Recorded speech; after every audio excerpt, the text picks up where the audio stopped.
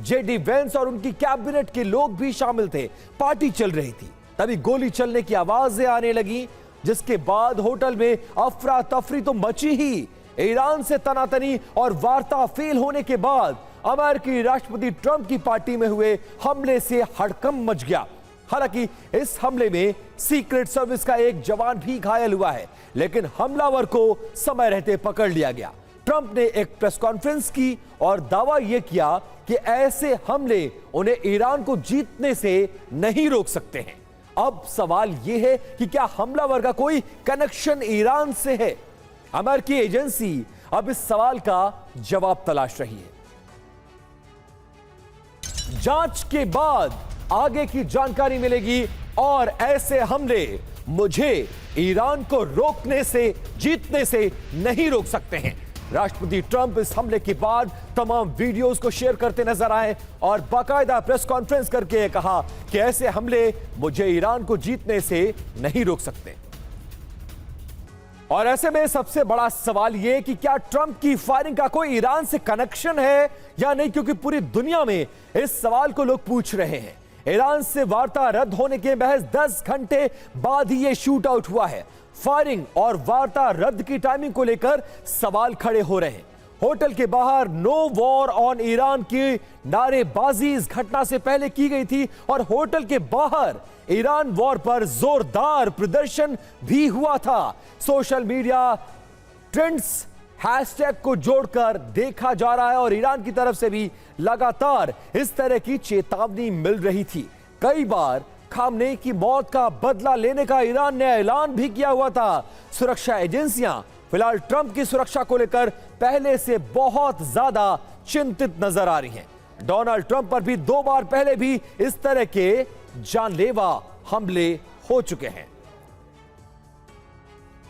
और देखिए, ट्रंप की पार्टी में इसी तरह का हमला हुआ है और उसके बाद सवाल यह उनकी सुरक्षा को लेकर और ईरान पर जिस तरह से अमेरिका का रुख है, क्या उसमें कोई परिवर्तन आएगा? क्योंकि डोनाल्ड ट्रंप ने इस बात को क्लियरली बोल दिया है कि इस तरह के हमले उन्हें ईरान को जीतने से बिल्कुल नहीं रोक सकते हैं। अब देखिए, इस तरह के हमले क्या करेंगे, यह सबसे बड़ा सवाल है। और सबसे बड़ी बात यह कि क्या यूएस और ईरान पर जो तनाव है वो बढ़ जाएगा? क्या इससे वार्ता प्रभावित हो सकती है? सबसे बड़ा सवाल यह है।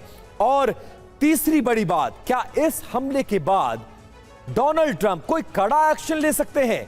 और ईरानी टॉप लीडरशिप क्या अब एक बार फिर से ट्रंप के निशाने पर होंगे? और पांचवी और सबसे महत्वपूर्ण, क्या इस युद्ध का मिडिल ईस्ट पर पूरी तरह से कोई प्रभाव पड़ने वाला है? क्योंकि इस बार ईरान ने यह बात साफ कहा है कि हम पर हमला हुआ तो हम मिडिल ईस्ट में तबाही मचा देंगे। ट्रंप से हमलावर की दूरी महज 140 फीट से ज्यादा थी।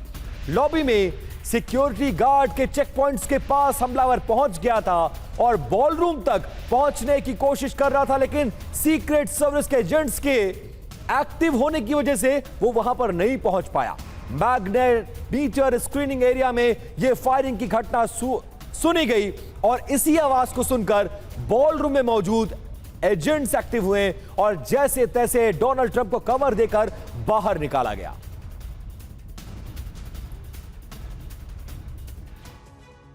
और बताया यह जा रहा है कि वॉशिंगटन के जिस हिल्टन होटल के वॉलरूम में पार्टी चल रही थी, वहां करीब 2600 मेहमानों के अलावा ट्रंप सरकार के तमाम बड़े मंत्री और अफसर मौजूद थे। इस कार्यक्रम में एंट्री के लिए सिर्फ एक इनविटेशन कार्ड जारी किया गया था और सुरक्षा का आलम यह था कि हमलावर कोल थॉमस एलन एक शॉटगन, एक हैंडगन और चाकू लेकर सिक्योरिटी चेक पॉइंट तक पहुंच गया।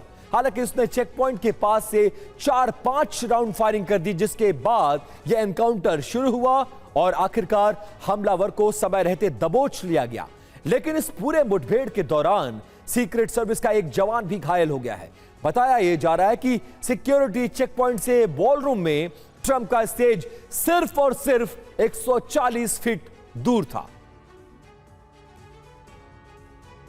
और इसी से जुड़ी हुई एक बड़ी खबर आपको बता दें, ट्रंप के रेस्क्यू का सबसे नया और ताजा वीडियो इस वक्त आपको दिखाने जा रहे हैं। रेस्क्यू के वक्त डोनाल्ड ट्रंप भागते हुए गिर गए। फायरिंग के बाद ट्रंप को सीक्रेट सर्विस के एजेंट्स ने रेस्क्यू किया। और अब यह तस्वीर देखिए, गोलीबारी की आवाज। सीक्रेट सर्विस के एजेंट दौड़कर डोनाल्ड ट्रंप के पास पहुंचे, उन्हें सुरक्षा घेरे में आगे ले जाने की कोशिश, और उसी दौरान लड़खड़ाते हैं डोनाल्ड ट्रंप और जमीन पर गिर पड़ते हैं। फिर से सुरक्षा कर्मियों ने उन्हें उठाया और बॉलरूम के सुरक्षा कमरे में उन्हें ले जाया गया है। और रेस्क्यू के वक्त डोनाल्ड ट्रंप लड़खड़ाकर गिर गए।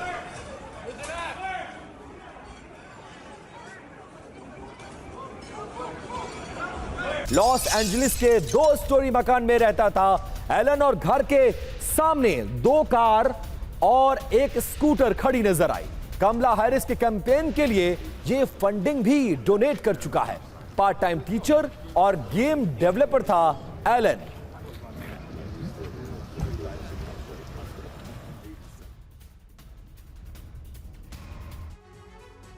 और टीचिंग से लेकर गेम डेवलपर तक आखिरकार क्यों शूटर बन गया कोल थॉमस? 2017 में इसने मैकेनिकल इंजीनियरिंग में ग्रेजुएशन किया और कंप्यूटर साइंस में मास्टर्स की डिग्री भी ली। प्रतिष्ठित कॉलटेक यूनिवर्सिटी से इसने डिग्री ली। C2 एजुकेशन में पार्ट टाइम टीचिंग भी इसने की। दिसंबर 2024 में बेस्ट टीचर का अवार्ड भी इसको जाता है। और वीडियो गेम भी ये डेवलप करता था कोल। फर्स्ट लॉ नाम से एक और गेम ये इस वक्त डेवलप करने में लगा हुआ था। व्हीलचेयर के लिए इमरजेंसी ब्रेक को डेवलप करने वाला यही शख्स था, और 2017 में लोकल अखबारों में भी इसका नाम छप चुका है। कमला हैरिस के कैंपेन में $25 ये डोनेट कर चुका है। ये तमाम जानकारियां इस हमलावर के संबंध में फिलहाल इस वक्त सामने आ रही हैं। और इस बीच एक बड़ी खबर, हमलावर के पास से कई सारे हथियार मिले हैं। एलन के पास से मिले हैं शॉटगन और हैंडगन। कुछ चाकू भी सुरक्षा कर्मियों को इसके पास से बरामद किया गया है। और ये डिटेल्स और इंफॉर्मेशन फिलहाल इस हमलावर के विषय में सामने आ रहा है।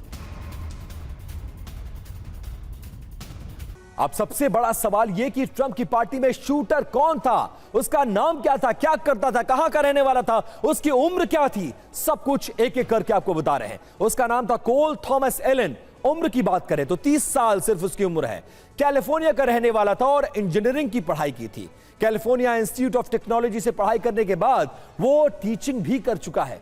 हमलावर के पास से क्या क्या बरामद हुआ तो देखिए, एक शॉटगन, एक हैंडगन और कई सारे चाकू उसके पास से सुरक्षा कर्मियों ने बरामद किया है।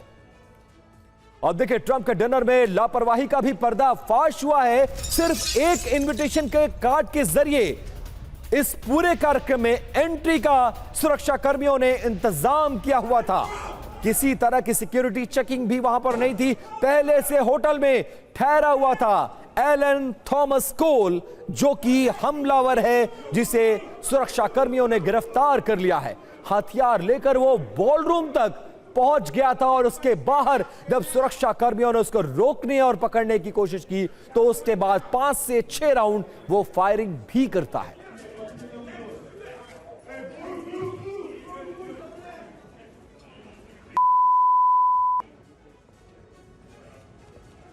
तो देख सकते हैं किस तरह से सुरक्षा कर्मियों ने वहां पर मोर्चा संभाला है। सबसे पहले पीट हेग्सेथ वॉर सेक्रेटरी हैं अमेरिका के। इसके अलावा रॉबर्ट एफ कैनेडी जूनियर वो हेल्थ सेक्रेटरी हैं। मार्को रूबियो अमेरिका के विदेश मंत्री। माइक जॉनसन जो कि स्पीकर है अमेरिकी संसद के। और होटल के मेहमान भी बहुत ज्यादा संख्या में वहां पर मौजूद थे। सीक्रेट सर्विस के जवान भी सुरक्षा के इंतजाम के लिए उस कमरे के अंदर तैनात थे, जो कि एक्टिव हुए। लेकर अब हंगामा चल ही रहा है कि कैरोलिना लेविट के पति का एक बयान से इस वक्त सनसनी फैल गई है। फॉक्स न्यूज की एक रिपोर्टर के मुताबिक कैरोलिना लेविट के पति जो कि होटल में थे, उन्होंने इस रिपोर्टर को घटना से पहले कहा था कि ज्यादा बचकर रहना आज। ये कहते हुए वो काफी गंभीर नजर आए थे। अब आपको सुनाते हैं कि कैरोलिन लेविट का वो बयान जिसमें पार्टी शुरू होने से पहले उन्होंने शॉट फायर को लेकर दावा किया था। कैरोलिन के किस बयान पर सवाल है, पहले यह जान लीजिए। पार्टी शुरू होने से पहले ही लेविट ने कहा था कि आज ट्रंप का क्लासिक स्टाइल दिखेगा, यह फनी होगा, इंटरटेनिंग होगा और आज रात शॉट फायरिंग भी होगी। ये बहुत शानदार होने वाला है। कैरोलिन के पति अब इस दावे को लेकर क्या कह रहे हैं और उनका भी एक बयान चर्चा में है। फॉक्स न्यूज की आयशा हासनी का दावा कि लेविट के पति ने डिनर के दौरान कहा, आज आपको सावधान रहने की जरूरत है। फिर कमरे में उन्होंने इधर उधर देखा। फिर लेविट के पति ने कहा कि यहां कुछ तो जरूर है। भगदड़ मच गई। ये तस्वीर अब हम आपको दिखाने जा रहे हैं। ये तस्वीर देखिए, बाहर इसी बॉलरूम में लगभग 1500 मेहमान, पूरे अमेरिका की कैबिनेट, राष्ट्रपति डोनाल्ड ट्रंप अपनी पत्नी के साथ, तमाम पत्रकार, तमाम उद्योगपति मौजूद थे। और इसी हॉल के ठीक बाहर, जहां से डोनाल्ड ट्रंप की दूरी महज 140 फीट थी, बाहर गोलियों के चलने की आवाज। और जैसे ही गोलियों के चलने की आवाज आई, तत्काल सीक्रेट सर्विस के एजेंट्स एक्टिव हुए। डोनाल्ड ट्रंप और पूरी कैबिनेट को सुरक्षित बाहर निकाला और बाकी मेहमान जान बचाने के लिए इधर उधर दौड़ते भागते और बेंच के नीचे छिपते नजर आए। दौड़ा था, यह ट्रंप कहना है। चेक पॉइंट पर हमले की कोशिश थी, सीक्रेट सर्विस ने हमलावर को अरेस्ट कर लिया है। एक गुंडे ने हमारे संविधान पर हमला किया। यह पहली बार नहीं है जब गणतंत्र पर हमला हुआ है। पेंसिल्वेनिया, फ्लोरिडा में भी मैं बाल बाल बचा था। होटल के कमरे में मौजूद हर शख्स एकजुट था और अमेरिकी लोग अपने आपसी मतभेद भुलाकर इस समस्या को सुलझाएं। कई हथियारों से लैस हमलावर ने इस हमले को अंजाम दिया। फिलहाल सीक्रेट सर्विस के सदस्यों ने हमलावर को काबू में कर लिया है और मैं जी जान से लड़ा, लेकिन मुझे जाने के लिए कहा गया। हमलावर बीमार है, जांच एजेंसी उसके घर तक जाएगी। सीक्रेट सर्विस का जवान घायल है। फिलहाल बुलेट प्रूफ जैकेट पहनने की वजह से उसकी जान बच गई है।